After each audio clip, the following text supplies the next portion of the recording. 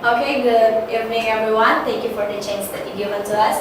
Now we want to introduce ourselves. My name is Binus as a moderator and speaker 1, and Wilson Wijaya as a speaker 2, and Marceli, Brenda, Istia, and Angie as an audience.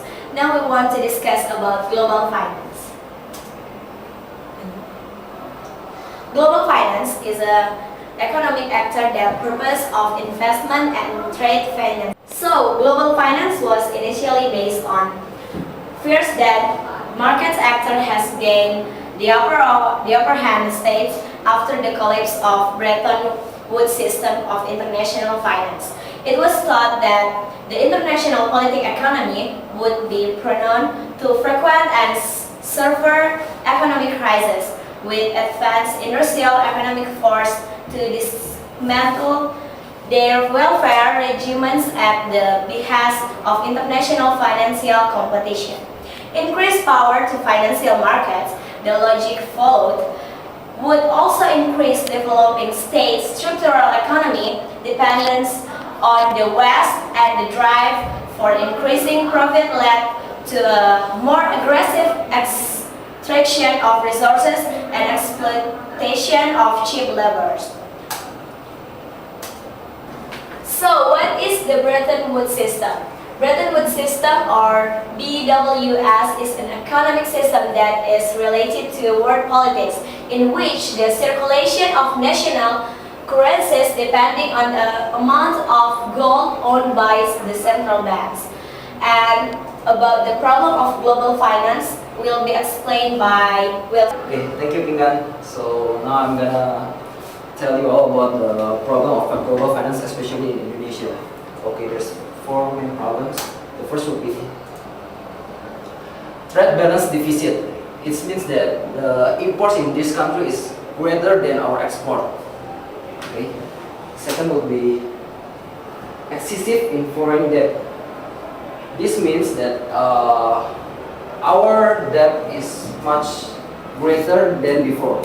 Okay, the third is economic policy not effective in reality. So this means that government use the economic policy only written on the paper, but it's not really effective in reality. The fourth and the last will be implementation of tight money policy in the USA and inflation. Next will be the solution. The first solution would be become an entrepreneur. So when you become an entrepreneur, you can produce much more job opportunities to those workers. Second would be focus and put aside our political issue due to election.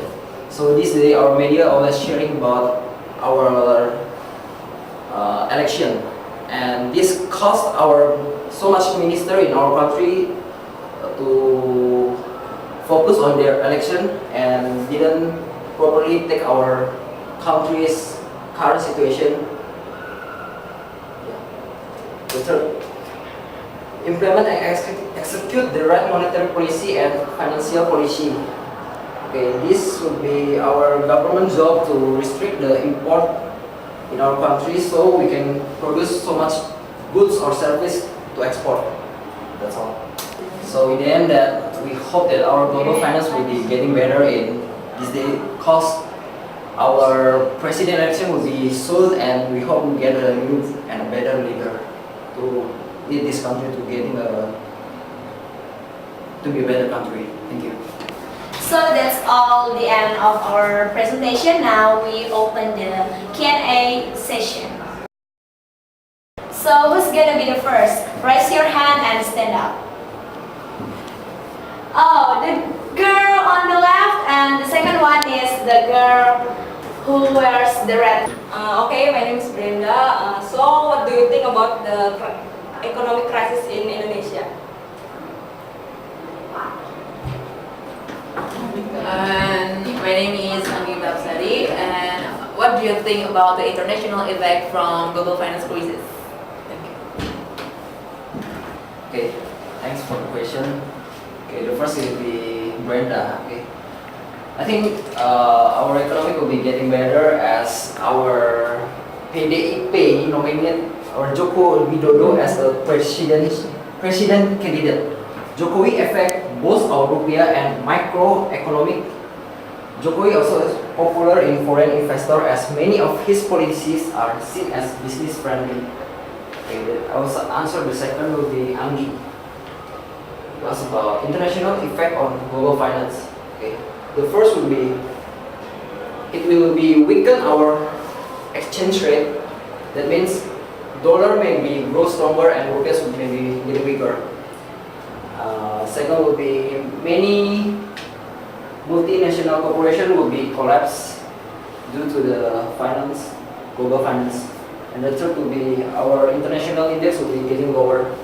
Well, thank you for Brenda and Angie for the questions. Now, the next session we're gonna open two last questions for the audience. So, raise your hand.